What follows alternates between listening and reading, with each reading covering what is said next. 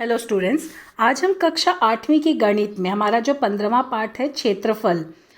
इस वीडियो में हम लोग पहले तो इस पाठ में जो जो सूत्र दिया है ना उसके बारे में पढ़ेंगे। तो अभी फ़िलहाल इस वीडियो में समांतर चतुर्भुज, समचतुर्भुज और त्रिभुज का जो है क्षेत्रफल वो कैसे ज्ञात करना है, किस तरह से है, उसका सूत्र क्या है, उसके बारे में पढ़ेंगे हम लोग। और जो अनियमित क्षेत्रफल है उसका सूत्र हम लोग जो है अगले वीडियो में देखेंगे। तो समांतर, समलंब, समचतुर्भुज और त्रिभुज का हेरो का सूत्र। वैसे हम लोग पिछली कक्षा में देखे हैं कि जो तुम लोग कुछ सूत्र पढ़े थे ये हम लोग थोड़ा याद करते हैं। क्या दिया है पिछली कक्षा में तुम लोग पढ़े थे? वर्ग का क्षेत्रफल भुजा का वर्ग है। फिर उसके बाद आयत का क्षेत्रफल लंबाई गुणे चौड़ाई। जैसे ये हमारा आयत है तो ये लंबाई है और ये उसकी चौड़ाई है, ठीक है। फिर समकोण त्रिभुज का क्षेत्रफल। समकोण त्रिभुज इस तरह से होता है, कोण 90 अंश। क्या बोला है? 1/2 समकोण बनाने वाली भुजाओं का गुणनफल। देखो ये समकोण बना रही है ना दोनों भुजाएं, इनका गुणनफल। तो ये हमारा समकोण त्रिभुज का क्षेत्रफल है। फिर उसके बाद त्रिभुज का क्षेत्रफल क्या है? 1/2 आधार गुणे ऊंचाई। ये आधार और ये ऊंचाई। तो ये जो है तुम्हारा इसके बारे में हम लोग पिछली कक्षा में पहले भी पढ़ चुके हैं। और जो वर्ग निकालते हैं तो उसका क्षेत्रफल हमेशा वर्ग में नापा जाता है। जैसे अगर सेंटीमीटर है तो वर्ग सेंटीमीटर बोलोगे, अगर मीटर में है तो वर्ग मीटर बोलोगे। ध्यान देना, क्षेत्रफल की इकाई हमेशा वर्ग और जो भी सेंटीमीटर, मीटर जो भी इकाई है ना वो लिखते हैं। चाहे इसके अलावा तुम्हारा देखो आगे है समांतर चतुर्भुज का क्षेत्रफल। पहले हम कृति देखते हैं क्या दिया है। किसी कागज पे एक बड़ा समांतर चतुर्भुज खींचो और फिर क्या बोला है, इस पर जो है एक लंब खींचो, फिर वो त्रिभुज को सरकाते हुए दूसरे शेष भाग में, मतलब यहाँ पे देखो ये समांतर चतुर्भुज खींचे, फिर यहाँ से एक लंब खींचा गया। लंब खींचने के बाद ये जो पार्ट है इसको कट किया गया है। कट करने के बाद यहाँ पर लगाया गया, मतलब ये वाला भाग को सरका के यहाँ लाया गया है। तो जब यहाँ लाया गया तो देखो ये एक आयत बन गया। क्या बन गया? आयत। ये था क्या? हमारा समांतर चतुर्भुज था। कट किए ये भाग, कट करके यहाँ पे सरका के ले आए तो क्या बन गया? आयत बन गया।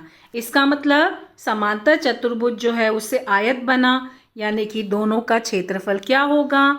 समान होगा। जो तो समांतर चतुर्भुज का जो क्षेत्रफल होगा वो आयत के क्षेत्रफल के बराबर होगा। अभी हमने आयत का क्षेत्रफल देखे ना। आयत का क्षेत्रफल अभी ऊपर हम पढ़े तो क्या पढ़े थे? आधार गुणे ऊंचाई। ये आधार गुणे ऊंचाई, ठीक है। लेकिन ये हमारा क्या है? समांतर चतुर्भुज है तो वहाँ पर जो है लंबाई गुणे चौड़ाई थी, तो यहाँ पर क्या होगा? आधार गुणे ऊंचाई समांतर चतुर्भुज का क्षेत्रफल होगा। आधार गुणे ऊंचाई, ठीक है। देखो यहाँ पर एक कृति करना है, ये वाला कृति करना है। तुम्हें क्या करना है? एक समांतर चतुर्भुज बनाना है। फिर तुम लोग क्या करना है, यहाँ पर एक जो है लंब खींच लेना। लंब खींच के ये त्रिभुज को अच्छे से कट कर लेना। कट करके उसको यहाँ पर लाके चिपका देना। तो देखो पहले समांतर चतुर्भुज, बाद में वो आयत बन जाएगा। देखो यहाँ पे कृति किया गया है, ये समांतर चतुर्भुज बनाया गया है। समांतर चतुर्भुज बनने के बाद अभी इस पे क्या किया गया? लंब खींचा गया। ये लंब खींचा गया है। लंब खींचने के बाद अभी क्या करेंगे? इसको कट करेंगे। तो देखो ये भाग को कट किया गया है, ये वाले भाग को कट किया। कट करके कहाँ लगाया गया? यहाँ पे लगाया गया। देखो तो जब यहाँ लगाया गया तो यहाँ पे देखो क्या बन गया? आयत बन गया। ये इस तरह से खाली इतना लेना है। तो देखो यहाँ पर क्या बना? ये आयत बन जाएगा, ठीक है। मतलब फिलहाल यहाँ पर ये पार्ट इस तरह से हमारा हो गया, तो ये हमारा आयत तैयार हो गया। तो आयत का जो क्षेत्रफल है वही हमारा समांतर चतुर्भुज का क्षेत्रफल होगा, आधार गुणे ऊंचाई, ठीक है। किस तरह से आया ये देखिए, तुम लोग भी ये जो है कृति करोगे। एक और अगला जो है क्षेत्रफल किसका है? समचतुर्भुज। अब आया हमारा समचतुर्भुज। समचतुर्भुज यानी क्या होता है? देखो जिसकी सभी भुजाएं समान, ये ध्यान रखना, सभी भुजाएं समान। लेकिन ध्यान देना, समचतुर्भुज में सभी भुजाएं समान होती, वर्ग में भी सभी भुजाएं समान होती, लेकिन वर्ग में कोण 90 अंश होता है, मगर समचतुर्भुज में कोण 90 अंश होना जरूरी नहीं है। हो भी सकता है, नहीं भी हो सकता है। लेकिन हम लोग पहले भी पढ़े, जो समचतुर्भुज के विकर्ण होते हैं वो परस्पर लंब समद्विभाजक होते हैं। ये देखो ये उसके विकर्ण, ये और ये विकर्ण है। विकर्ण को इंग्लिश में क्या कहते हैं? डायगोनल्स कहते हैं, डायगोनल्स। इसके लिए उसको डी से, स्मॉल डी से दर्शाते हैं, ठीक है। तो यहाँ पर देखो क्या बोला है, माना AC की लंबाई D1 और BD की लंबाई D2। देखो ये AC, ये एक विकर्ण है और ये दूसरा विकर्ण है, इसके लिए D1 और D2 लिया गया है, यानी डायगोनल 1 डायगोनल 2। ठीक है, फिर क्या बोला है, देखो यहाँ पर चतुर्भुज ABCD या सम चतुर्भुज, इसके विकर्ण P जो होते हैं, विकर्ण P जो है वो प्रतिच्छेदित करते, विकर्ण यहाँ पे देखो P पर प्रतिच्छेदित करते तो 4 सर्वांगसम समकोण त्रिभुज प्राप्त होता है। जब यहाँ पर ये दोनों विकर्ण देखो जब प्रतिच्छेदित किए P पर, तो देखो 1 2 3 4 4 समकोण त्रिभुज। समकोण त्रिभुज क्यों है, क्योंकि देखो ये लंब समद्विभाजक है ना, इसके लिए समकोण त्रिभुज है। कितने समकोण त्रिभुज मिले, 4। और अभी हम पढ़े ना समकोण त्रिभुज का क्षेत्रफल क्या पढ़े हम लोग, 1/2 AC गुणे BD। क्यों AC गुणे BD है, तो यहाँ पर देखो हमारा क्या होता है, ये समकोण त्रिभुज की यहाँ पर भुजाएं, तो यहाँ पर क्या हो जाएगा, लंबाई AC यानी AC का आधा और ये BC का आधा। ये एक समचतुर्भुज है ना, देखो ये एक समचतुर्भुज है। तो ये बोला है ना, अभी हम पढ़े हैं ना सूत्र, 1/2 समकोण बनाने वाली भुजाओं का गुणनफल। तो देखो ये पहला, यहाँ पर ये वाला जो है पहला और ये वाला जो है वो दूसरा। ठीक है, तो इसलिए यहाँ पर AC का आधा, लेकिन ये पहला जो है वो क्या है, AC का आधा है और दूसरा देखो BD का आधा है। इसके लिए यहाँ पर ये बताया गया है कि देखो यहाँ पर क्या बोला है कि AB की लंबाई, AP की लंबाई बराबर PC की लंबाई बराबर हाफ AC D1/D2। ठीक है, ये कैसे आया हमारा, देखो यहाँ पर AP, ये AP जो है PC के बराबर है और ये पूरा AC का आधा है, यानी D1/D2। AC हमने D1 लिया है ना, उसी प्रकार BP, ये BP क्या है, PD के बराबर और ये BD का आधा है। ठीक है, इसका मतलब D2/2 आधा बोला है ना हमने, जो उसको D1 D2 माना है ना। देखो यहाँ पर जैसे ये समचतुर्भुज हैं, तो यहाँ पर जब विकर्ण खींचे, विकर्ण लंब समद्विभाजक होते तो 1 2 3 4 समकोण त्रिभुज मिला हमको, क्योंकि विकर्ण लंब समद्विभाजक, इसके लिए 4 समकोण त्रिभुज मिला। तो यहाँ पे देखो ये 4 समकोण त्रिभुज है, 1 2 3 4। ठीक है, अब यहाँ पे देखो AP क्या है, ये AP है ना, AP क्या है, AC का आधा है और BP क्या है, BD का आधा है।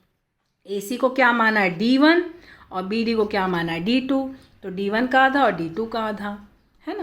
तो यहाँ पर इस तरह से देखो, अभी यहाँ पे सूत्र निकाले, क्या हुआ, सम चतुर्भुज ABCD का क्षेत्रफल क्या होगा, 4 गुणे त्रिभुज APB का क्षेत्रफल। देखो यहाँ 4 समकोण त्रिभुज है ना, तो 1 2 3 4, तो एक त्रिभुज ले लिए, उसको 4 से गुणा कर दिए, और समकोण त्रिभुज का क्षेत्रफल हमने क्या पढ़ा है, समकोण बनाने वाली भुजाओं का गुणनफल। तो AP गुणे BP, और AP हमारा D1/D2 है, BP हमारा D2/D2 है। तो यहाँ पे देखो ये दो इसके साथ कट गया, केवल 1/2 बचा और D1 × D2। तो D1 हमारा क्या है, पहला विकर्ण, D2 क्या हमारा दूसरा विकर्ण, यानी कि समचतुर्भुज का क्षेत्रफल क्या हुआ, 1/2 विकर्ण की लंबाइयों का गुणनफल। देखो यहाँ गुणा है ना, तो विकर्णों की लंबाइयों का गुणनफल, ये विकर्ण है, तो समचतुर्भुज का ये क्षेत्रफल हुआ। कैसे आया समझे, यहाँ पे देखो समांतर चतुर्भुज का क्षेत्रफल आधार गुणे ऊंचाई, समचतुर्भुज का क्षेत्रफल 1/2 विकर्णों की लंबाइयों का गुणनफल। नेक्स्ट है समलंब चतुर्भुज का क्षेत्रफल। ठीक है, तुम्हें यहाँ पे जो है ना क्षेत्रफल याद करना है, क्षेत्रफल का सूत्र याद करना है, कैसे आया वो सब जानकारी तुम्हें दी जा रही है। तो यहाँ पे देखो क्या बोला, एक कागज पर ऐसा समलंब चतुर्भुज खींचो जिसमें AB समांतर DC हो, AP DC पर लंब हो और BQ DC पर लंब हो, तो और AP बराबर BQ बराबर H माना। तो यहाँ पे देखो ये समांतर समलंब चतुर्भुज में जानते हो ना, भुजा की एक ही जोड़ी समांतर होती, दोनों नहीं होती, दोनों हो गए तो समांतर चतुर्भुज हो जाएगा ना। तो एक ही जोड़ी समांतर होती, दूसरी जोड़ी समांतर नहीं होती है। यहाँ पे दिया है कौन सी जोड़ी समांतर है, AB और DC, ये जोड़ी समांतर दिया है। फिर क्या बोला है, AP, देखो AP लंब खींचो और BQ लंब खींचो इस पर। ठीक है, और क्या है ये जो लंब हमने खींचा वो ऊंचाई हो गई, और ऊंचाई को किससे दर्शाते, H से। अब यहाँ पे देखो समलंब चतुर्भुज की ऊंचाई H है, यानी समांतर रेखाओं के बीच की दूरी क्या हुई, समलंब चतुर्भुज ABCD पर लंब खींचने के कारण समचतुर्भुज के 3 क्षेत्रों में, यहाँ पे देखो 3 क्षेत्रों में विभाजित हुआ है। एक क्या हुआ, देखो 1 2 और ये 3 पार्ट मिला हमको। यहाँ पे एक चतुर्भुज त्रिभुज, यहाँ एक त्रिभुज, ये पहला त्रिभुज, ये दूसरा त्रिभुज, और यहाँ बीच में जो है वो आयत है, बीच में हमको आयत है। ठीक है, तो ये दोनों तो चूंकि लंब खींचा गया, इसके लिए दोनों समचतुर्भुज हुए, आयत हुआ। तो हम क्या करेंगे, समचतुर्भुज का क्षेत्रफल प्लस दूसरे समचतुर्भुज का त्रिभुज का, समकोण त्रिभुज का क्षेत्रफल प्लस दूसरे समकोण त्रिभुज का क्षेत्रफल प्लस आयत का क्षेत्रफल, ये तीनों को जोड़ने पर हमको क्षेत्रफल मिल जाएगा। तो देखो यहाँ पर क्या दिया है, एक त्रिभुज, समकोण त्रिभुज का क्षेत्रफल, आयत का क्षेत्रफल, समकोण। और अभी हमने समकोण त्रिभुज का क्षेत्रफल क्या पढ़े, 1/2 ये समकोण बनाने वाली भुजाओं का योगफल, ये गुणनफल। तो ये dp गुणे h, क्योंकि हमने इधर इसको h माना है ना, और यहाँ पर ये pq गुणे h, क्योंकि आयत का क्या है, लंबाई गुणे चौड़ाई, तो लंबाई pq है और चौड़ाई को हमने h माना है। और यहाँ पे क्या हुआ, 1/2 qc गुणे h। अब यहाँ पे देखो 1 2 3 h है, तो इसके लिए h बाहर कॉमन ले लिए, h बाहर ले लिए कॉमन। अब तो अभी अंदर क्या क्या बचा, half dp plus pq plus half qc। ठीक है, तो अभी यहाँ पे देखो क्या किया गया है, ये हाफ को भी बाहर ले लिए। तो जब ये हाफ को बाहर ले लिए तो ये आधा बाहर गया, तो यहाँ dp बचा, इसका आधा बाहर गया तो qc बचा। लेकिन यहाँ पर pq तो नहीं बचा, क्योंकि हाफ कॉमन ले बाहर, इसका मतलब यहाँ पे हम क्या लिखेंगे, 2 pq। तो ये जब भी कोष्टक खोलेंगे तो 2 और 2 देखो कट के 1 हो जाएगा ना, इसके लिए। अब देखो यहाँ पे क्या किया, 2 pq आया ना, तो pq को कैसे लिखा गया है, pq प्लस ab। क्यों ऐसे लिखा गया है, आयत है ना, ये pq और ये ab है, आयत के समूह की भुजा समान होती है, इसके लिए pq प्लस ab लिख दिया गया। अब देखो dp प्लस pq, ठीक है, और ab प्लस qc। तो dp प्लस pq क्या मिला, dc, और ab प्लस qc क्या मिला, ab। ठीक है, तो ये देखो हमको क्या मिला, समांतर रेखाओं की लंबाइयों का गुणनफल गुणे h गुणे ऊंचाई। तो ये हो जाएगा समलंब चतुर्भुज का क्षेत्रफल, क्या, 1/2 समांतर भुजाओं की लंबाइयों का योगफल गुणे ऊंचाई। ठीक है, ये हो गया तीसरा सूत्र। फिर उसके बाद है चौथा, त्रिभुज का क्षेत्रफल। त्रिभुज का क्षेत्रफल का तो नॉर्मल सूत्र पढ़े, 1/2 आधार गुणे ऊंचाई हम पढ़ चुके हैं। लेकिन अगर मान लो तुम्हारे पास ऊंचाई नहीं दी गई है, केवल तीनों भुजाओं का मान दिया है, तब कैसे निकालोगे, तब हम कैसे निकालेंगे, हेरो के सूत्र, इसको हेरोइंस फॉर्मूला कहते हैं। इसमें क्या करोगे, क्षेत्रफल कैसे निकालोगे, पहले तो निकालोगे अर्ध परिमिति। परिमिति जानते हो, त्रिभुज के तीनों भुजाओं का योगफल यानी a प्लस बी प्लस सी। लेकिन हमें क्या निकालना, अर्ध परिमिति s।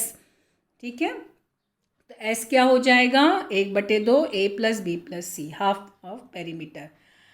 त्रिभुज का क्षेत्रफल क्या होगा, s into S minus A, S minus B, S minus C. एक बार s का अर्ध परिमिति से एक भुजा माइनस करो, दूसरी भुजा माइनस करो, तीसरी भुजा माइनस करो, और यहाँ पे अर्ध परिमिति, और फिर इनका सबका गुणा करके वर्गमूल निकालना, सबका गुणा करके वर्गमूल निकालना। तो इस तरह से ये हेरो के सूत्र से त्रिभुज का क्षेत्रफल ज्ञात होगा।